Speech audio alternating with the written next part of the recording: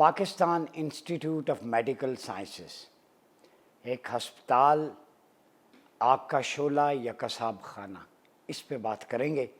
چونکہ میں نے کل آنکھوں دیکھا حال، چونکہ میری پیدائش بھی اسی اسلام آباد کی ہے اور زمانہ طالب علمی سے یہیں رہ رہے، اس ہاسپٹل کو بنتے ہوئے بھی دیکھا ہے۔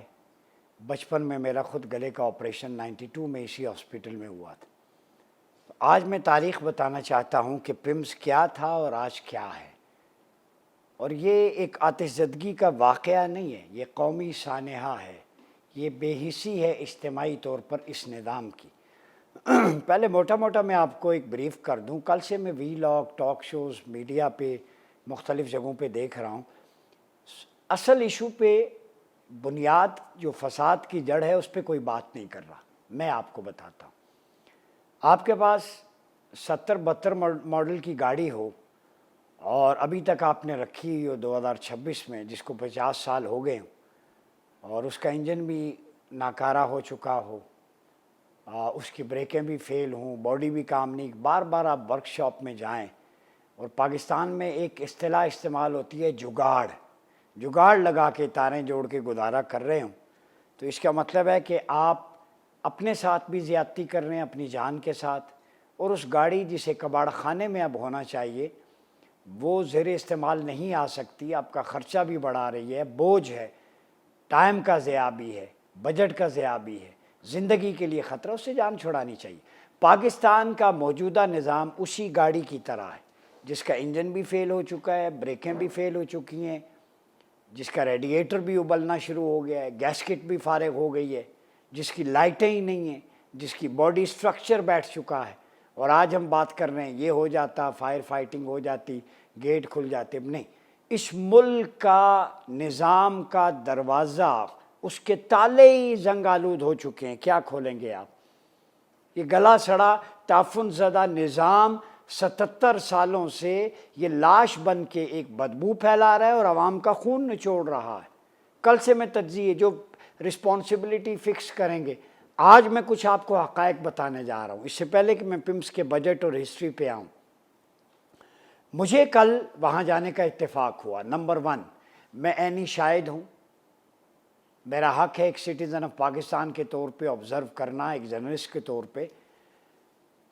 ہمیں بھاشن نہ دیں، جو MCH ہے، جو آپ کا چلڈرن ہاسپٹل، ٹھیک ہے، mother and child health centre, تو جب آپ G8 کی طرف سے جاتے ہیں تو لیفٹ سائڈ پہ یہ مدر MCH کا پہلا گیٹ، لیفٹ سائڈ پہ انٹری گیٹ ہے، وہ بند تھا، لاک تھا۔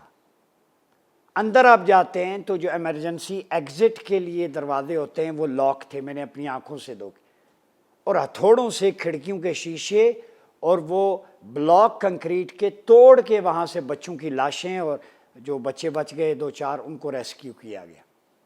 کوئی عملہ نہیں تھا، کوئی ڈاکٹرز نہیں تھے، حالانکہ جو نومولود بچے ہوتے ہیں، نیو بورن، ان کی کیئر کے لیے پوری دنیا میں ایک میکنزم ہے کہ 24 آور ان کو نگاہ۔ دو بچہ ابھی بول نہیں سکتا، دیکھ نہیں سکتا، بات نہیں کر سکتا، اس کو تو 24 آور انتہائی نگہداشت میں ہوتا ہے، وہاں پراپر فیسلٹی۔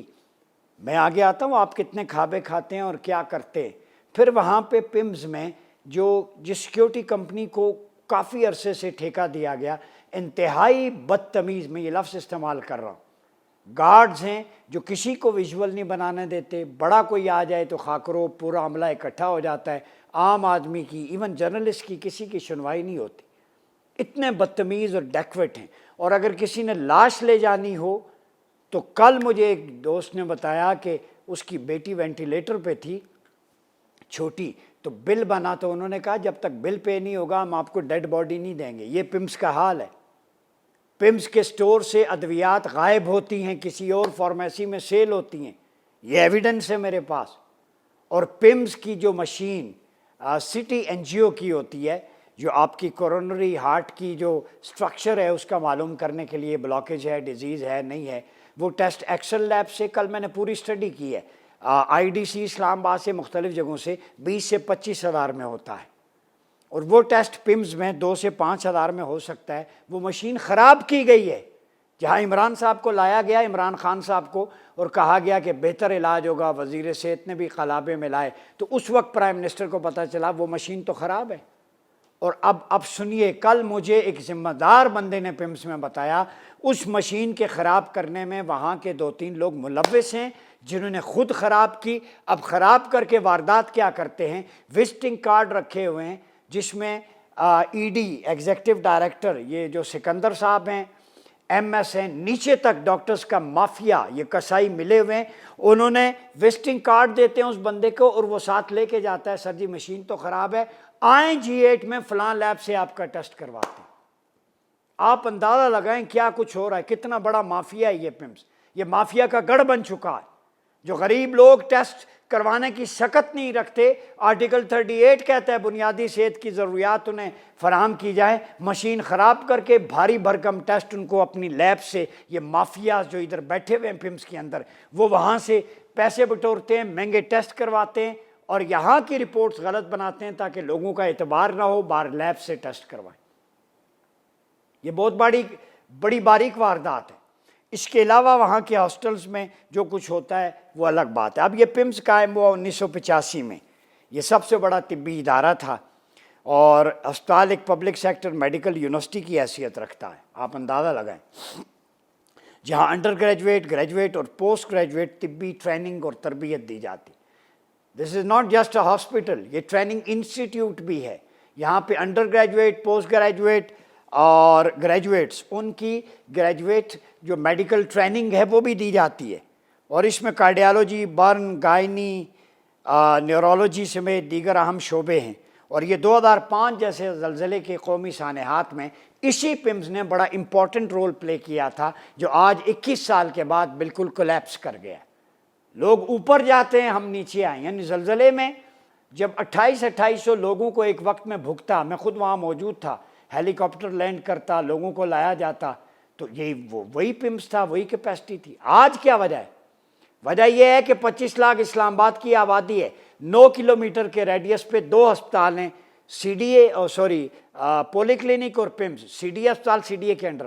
یہ 2 اگر وفاقی حکومت سے، بیوروکریسی سے نہیں سنبھالے جاتے تو ملک کیسے سنبھالیں گے؟ میرا ایک سوال ہے، میں ایک درماندانہ سوال لے کے آیا ہوں، ایک ہاسپٹل نہیں سنبھالا جاتا تو ملک کیسے سنبھالو گے؟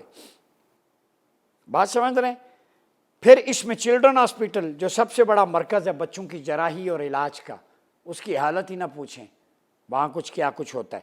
Mother and child health care centre, زچگی اور نوزائیدہ بچوں کی دیکھ بھال، برن سینٹر ہے، کارڈیالوجی، پلمونالوجی۔ کارڈیالوجی کا یہ عالم ہے کہ وہاں آپ دیکھیں کوئی بھی مشین، ایکو کا ٹائم بھی آپ کو دیر سے ملے گا۔ پھر جو ہنگامی وارڈ ہے، ای آر اور انڈور مریضوں کے لیے زیادہ تر جو فیسلٹیز ہیں، اکثر ادویات مفت ہونی چاہیے، وہ چٹ پہ لکھ کے دے دیتے ہیں، کیلپول، ڈسپرین، اسپرین، باقی باہر سے ملیں گے، جی نہیں ہے اس وقت۔ وہ نہیں کیوں نہیں ہے؟ اسٹور روم سے کرپٹ مافیا وغائب کر کے آگے سپلائی کرتا ہے۔ اب بات سمجھ رہے ہیں؟ پھر 2026-27 میں حکومت نے 7.63 ارب روپے مختص کیے پمس کے لیے، آپ اندازہ لگائیں، میں فیکٹس اینڈ فیگرز کے ساتھ آ رہا ہوں۔ اور 3 سالہ بجٹ، 3 سالوں میں پمس کو مجموعی طور پر 22 ارب کے فنڈ مہیا کیے گئے۔ کدھر گیا 3 ارب میں 3 سال میں 22 ارب؟ اگر 22 ارب میں سے 1 ارب بھی لگتا تو آصف زدگی کے واقعے میں 14 بچوں کی، معصوموں کی جانیں نہ جاتی، ہتھوڑوں سے نہ توڑنا پڑتا۔ یہ تھوڑے اس نظام کے دماغ پہ پڑنے چاہیے، یہ تھوڑا اس سیکٹری کے دماغ پہ پڑنا چاہیے، اس ہیڈ کے، ایم ایس کے، ایگزیکٹو ڈائریکٹر کے، کہ جسے پتہ ہو کہ نو مولود کی جان اس ماں پہ کیا گزری ہوگی، جس نے 9 مہینے نورش کیا اپنے بچے کو پیٹ میں اور ایک سہانے خواب لے کے آئی تھی، آپ نے گودیں اجاڑ دی۔ مائیں ٹرسٹ کرتی ہیں گورنمنٹ پہ اور اسپتال میں رکھتی ہیں، انہیں کیا پتہ تھا یہ قصاب خانے اور قتل گاہیں برآمد ہوں گی؟ وہ 22 ارب کدھر گیا؟ عوام حساب پوچھتی ہے۔ پچھلے مالی سال 6.84 ارب مختص کیے گئے، لیکن اسپتال انتظامیہ نے بجٹ سے زیادہ 7.51 ارب روپے خرچ کیے، 67 کروڑ روپے اضافی تھے، تو بجٹ کم تھا، ہسپتال انتظامیہ نے زیادہ خرچ کیے۔ اب وہ خرچ نظر بھی آنا چاہیے کدھر کیا ہے، نہ دوا، نہ ٹیسٹ، نہ ڈسپلن، نہ کوئی اکوپمنٹ، نہ مشینیں کام کر رہی ہیں، یہ آپ کا سلسلہ۔ پھر موجودہ رواں سالی سال میں 60.63 ارب مختص کیے گئے، ٹھیک ہے۔ مرمت اور دیکھ بھال، ریپیئر اینڈ مینٹیننس کے لیے بنیادی ڈھانچہ، مشینوں کی مرمت کے لیے موجودہ بجٹ میں 50 کروڑ مختص ہیں، 50 کروڑ مختص ہیں۔ ایک سٹی این جی او کی مشین نہیں ٹھیک ہوئی، کیا مشین 50 کروڑ میں ٹھیک ہوتی ہے؟ دلائل سے بات کر رہا ہوں، ان پہلوؤں پہ کسی نے گفتگو نہیں کی ہوگی۔ رواں سال میں M C H, mother and child health care centre کے لیے 1.69 ارب روپے رکھے گئے، جو پچھلے سال 855.6 ملین روپے تھے، یعنی 356.9 ملین تنخواہوں میں اور 332 الاؤنسز کے لیے۔ اب یہ دیکھیں کہ پیچھے سے دگنا بجٹ ہے ایم سی ایچ کا، تو اب دگنا بجٹ ہونے کے باوجود تنخواہیں، الاؤنسز بھی دگنے، تو میں سوال کرتا ہوں وہ سٹاف کدھر تھا، کس کی ذمہ داری تھی؟ کھابے تو عوام کے ٹیکس سے تمہیں دگنا بجٹ ملے، تنخواہیں دگنی ملیں، mother and child care health centre کے لیے فیسلٹیز ساری ملیں، ڈبل جو منہ سے کہو نکلے۔ ریاست تمہیں دے رہی ہے، تم عوام کو لاشیں پیش کر رہے ہو، تنخواہیں تمہاری ڈبل ہوں، الاؤنسز تمہیں بر وقت ملیں، ڈیوٹی پہ تم نہیں ہوتے، سیکیورٹی پہ تم نہیں ہوتے، لوگوں کے ساتھ بدماشی کرتے ہو، وہاں پہ ادویات نہیں ہوتی، وہاں پہ بچوں کو ایویکویٹ کرنے کے لیے وہ سسٹم نہیں ہوتا ہے ایمرجنسی کا، تو یہ پیسہ جا کدھر رہا ہے؟ کوئی پوچھے اس کمیٹی میں، بات سمجھ رہے ہیں؟ پھر اس کے بعد فائر سیفٹی مشینوں کے لیے 7 ملین روپے، فائر سیفٹی اور مشینری فنڈ کے لیے 7 ملین روپے رکھے گئے، 70 لاکھ روپیہ۔ اب مجھے بتائیں فائر سیفٹی میں 70 لاکھ رکھا گیا، کوئی 1 لاکھ کی سیفٹی میجر مجھے بتا دیں، میں فگرز کوئی چیلنج کر رہا ہوں، مائیکل لال نہیں چیلنج کر سکتا، بات سمجھ رہے ہیں؟ اور عمارت کی مرمت کے لیے 11 ملین روپے، اور اس کے بعد 11 ملین میں سے 1 ملین بھی مجھے لگتا ہوا نظر نہیں آ رہا، 1 کروڑ سے زیادہ، ٹھیک ہے۔ پھر اس کے بعد اگر دیکھیں کہ اسپتال کی تدین و آرائش 85 میں ہی، اس کے بعد وقتاً فوقتاً ہوتی رہی، ٹھیک ہے، اور اس میں بہت سارے میز لیے گئے، یعنی ڈاکٹرز کی، سٹاف کی، پیرامیڈیکل سٹاف، سیکیورٹی، سب کے کھابے پورے ہو رہے ہیں، لیکن رزلٹ زیرو ہے۔ اس کی وجہ نظام کی خرابی ہے، یہ نظام کلیپس کر گیا ہے۔ جب تک آپ اس کی اوور ہالنگ نہیں کریں گے، آج تو 14 معصوموں کی جانیں گئی ہیں، پتہ نہیں کتنی گئی ہوں گی، روز آج صرف حکومت سے پوچھا جائے گا بِأَيِّ ذَنبٍ قُتِلَتْ، یہی بچے اٹھیں گے اللہ کی بارگاہ میں، قرآن کہتا ہے رب پوچھے گا بتا اے نومولود تجھے کس جرم میں قتل کیا گیا، یہ قتل ہے، یہ کرمنل نیگلیجنس ہے۔ کسی کا بیٹا بیٹی اگر ہوتا نا حکمرانوں میں سے، تو میں پوچھتا تمہارے تو علاج دوائیں سب کچھ باہر سے آتا ہے، تو پھر یہ ہاسپٹل کس لیے؟ 25 لاکھ آبادی اور ہاسپٹل بنے ہوئے 42 سال ہو گئے، ابھی تک نہ اسے اپ ڈیٹ کر رہے ہو، نہ مزید گریڈ کر رہے ہو، باقی کھابوں پہ، تمہارے کنسٹرکشن پہ اور کاموں پہ چیزیں لگتی ہیں، ہیلتھ بنیادی ضرورت ہے، تعلیمی ادارے تمہارے سنبھالے نہیں جا رہے، ان کی حالت ادار آپ کے سامنے ہے۔ تو یہاں ماڈل سیدنا علی کرم اللہ وجہ الکریم کا رولز آف گورننس جو خط آپ نے لکھا تھا، اس میں 0 ٹالرنس فار کرپٹ پریکٹسز پہلے نمبر پہ۔ دوسرا سیدنا علی نے فرمایا تھا کہ جو شخص گورنر یا عامل یا بیوروکریٹ اپوائنٹ ہو، وہ پہلے اپنا حساب کتاب دے، جب ڈیوٹی چھوڑے تو پتہ چلے کہ پہلے کیا تھا اور اب کتنا اضافہ کیا ہے یا وہیں پہ کھڑا ہے۔ تیسری، وہ کہتے کہ رات کی تاریکی میں واپس نہیں آنا، دن کے اجالے میں آؤ تاکہ پتہ چلے کچھ ایکسٹرا بلونگنگ تو نہیں لے کے آ رہے۔